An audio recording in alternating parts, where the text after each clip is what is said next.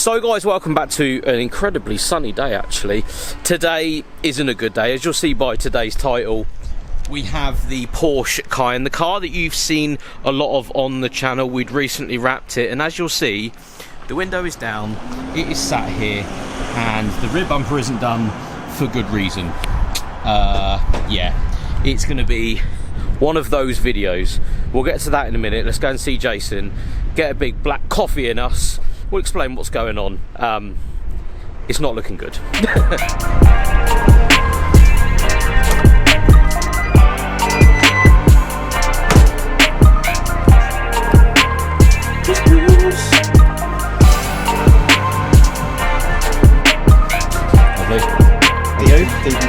No thanks, lovely.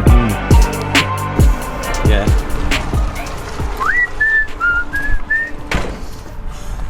Right, Jason. Yo, good morning. We've got some. I've got a hot beverage. You've got a hot beverage. I've got a girly one. Oh yeah, look at that. You've got a big. I've got a big dark one of them. Right, so it's actually alright. We did quite a good job on the old wrap front, didn't we? I really enjoyed it. Did you? I did, but oh my god, I didn't. No, I didn't. No, it was enjoyable, but I enjoyed the learning process. Yeah. I didn't enjoy. You were really stressed at the end. Yeah. And I think stressed.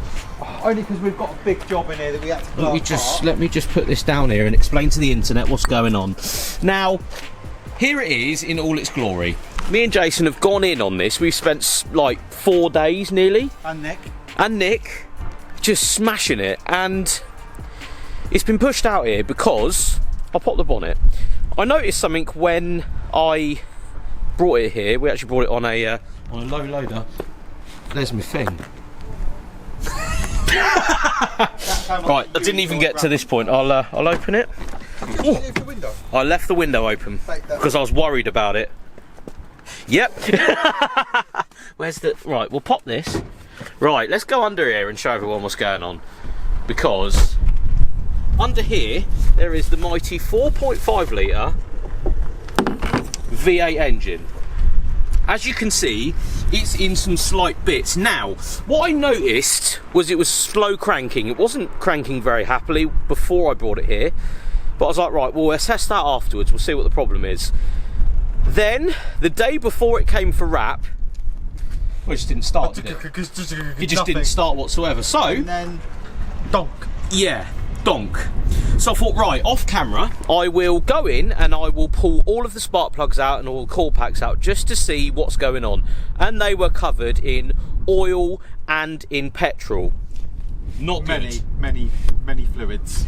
And we think the oil, if anyone's interested, yeah, is seeping between the rocker cover gasket internally to the rocker cover, which is then seeping into your housing, yeah, for all of the spark plugs and the what are the bits on the top called? Coil packs. Coil packs. Coil packs. And that is why one is stuck, because the oil has destroyed the plastic. Yeah. And you've got one stuck in for number 4. As you'll see, all of these are out. They were hard to get out, but they came out. 3 have come out, and the one at the back, you guys can't see, the spark plug and the bottom of the coil pack is actually stuck in the engine. It's really happy with its house. Yeah, it's happy to be in there. Now, that isn't the issue, because after it going trunk and not cranking whatsoever, thinking that, well, we'll pull the spark plugs and the coil packs out. My initial thought was, and I don't really know about engines. No, nor do I. Which time to go? I thought it had like loads of fuel spray in. Yeah. And it had locked up with like a fuel lock, a hydro lock with fuel. Yeah. Now, that could have been possible. We did do a bit of Googling, didn't we?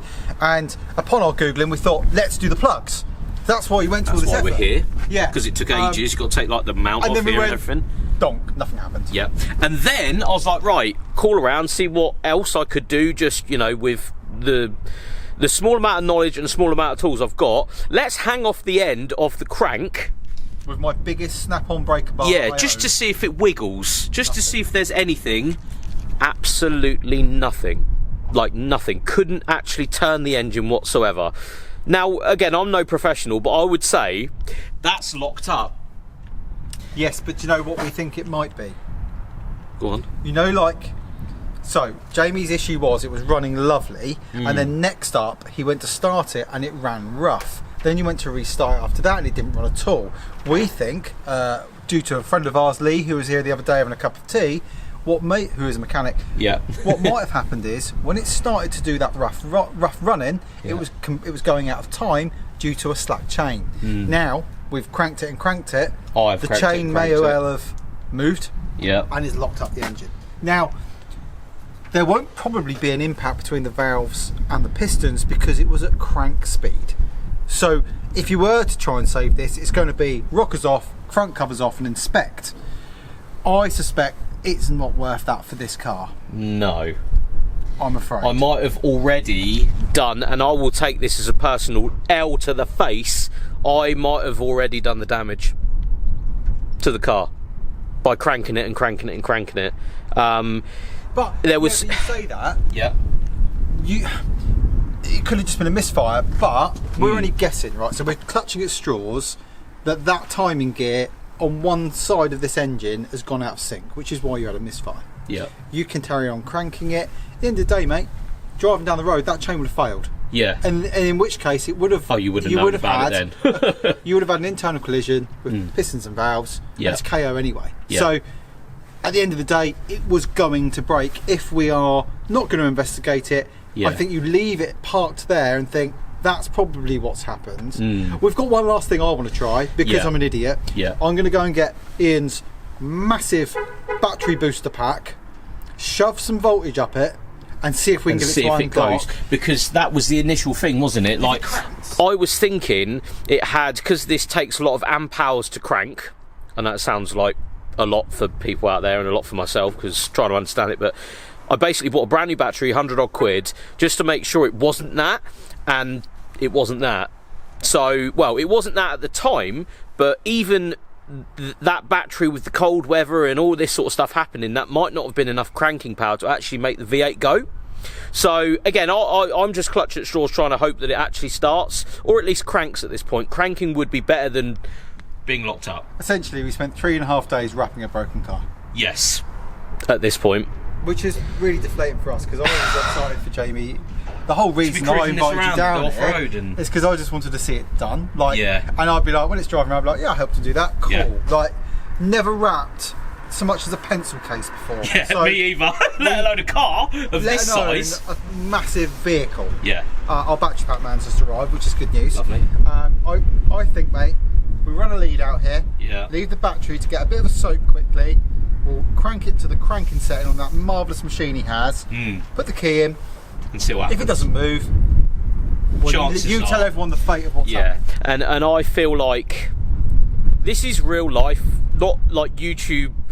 Oh, my car's broken. Like, this has actually happened. And yes, we've carried on splitting the whole car down, wrapping the car, all this sort of stuff. I bought so much. Ran the day before we were doing I know. This. And I've bought so much stuff at home. I've got the lifting blocks, I've got spacers, I've got wheels that I've been talking to someone about. I found the tyres I want. We've done leads for the lights. Like, I've got another light bar on its way. No, you don't want to hear it. Okay. Do you want it? No. Go on. What? So what you could do? Yeah. Find an accident damage running one. Yeah. And then just change all the pieces over. What? Heat it all up and take it off? No. Get the other car. Oh yeah, take the wings, the bumpers, and the doors off, and just put it on the other car. There we go. Then it never happened. So has anyone got a podcast? No. We'll see if this is working first. No, it's just that's 10 hours work. That's probably a lot easier than yeah. re-wrapping another car. Fixing that. No, this isn't happening. And financially, I'm going to say, like, this is supposed to be a budget fun bit of fun, and it's turning into, well, not that. Basically, it's turning into a bit of a nightmare. Anyway, it's freezing cold. We're going to go get the battery. We're going to try and start. It's literally the last thing we can actually do here, because off camera. If it frees off. Oh yeah, it'd be lovely. Then maybe there's something to be done. Video 2. Yeah, but I've tried everything. I've asked around. We'll see. We'll try and crank it and see what happens. Right, so we've got a large snap-on instrument battery charger on it. Giving it it's called a whoosh bag. It's giving it some stuff. So we're on crank. It's ready. RDY. I don't know how you. So I've had a quick tutorial. Oh, okay. Put it onto away from rapid to start engine. Yeah. And then it should just say ready to go. So how does it know? So then it will give it 300 amps. But how does it know? It knows because it's ready. I hope that's right. We're about to find out whether this thing is okay or not okay. And I have this funny feeling in my head. You're about to all realise either I'm sat in the car and the battery's there. You're backing away. Right, so we have, I'll show you, we've got dash illumination. This works. Passenger airbag, whatever. Seat belt light. PSM failure workshop. What else is on here? The radio works. I'll fix that, you know. Check brake lights, that's come up again. Right, ready? Steady.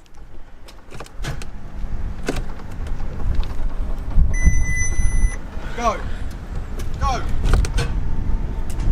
Yeah, that's giving it all. Yeah, that is a brand new battery. 300 amps coming out of there. Yeah, go. Right, come back out. Nothing. No, that's right. Yeah, so it's not the cranking amp hours, it's not the battery. That's broken. I just watched the screen on that and it gave you 200 Yeah. extras. Yeah, and it's not doing anything. I hope you guys can hear that because it's beeping its head off and this is the sound we're getting. I'm going to do it one last time just for the video. Probably winding a lot of people up out there, but here we go. Ready? Here's the sound. That is the sound. It's the sound of misery and thousands of pounds disappearing. On that bombshell, On that bombshell. it should be I'm not happy. going to scrapyard. It's going to the scrapyard, mate. Unfortunately, this vehicle is worth its weight in wheels and brakes at this point.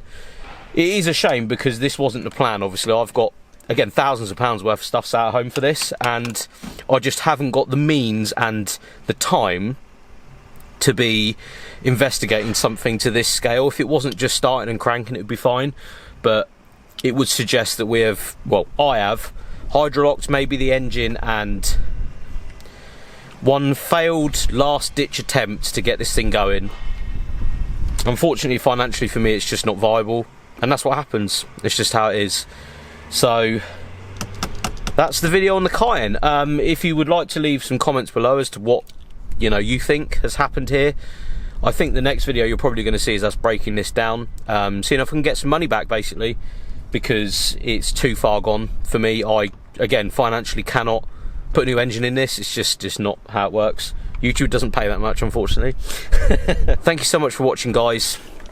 The next video you'll see will probably be, not the resurrection of this Cayenne, but the last hurrah, I suppose. So we'll leave this side in the last frame of shot. It was fun while it lasted. We'll see you on the next one.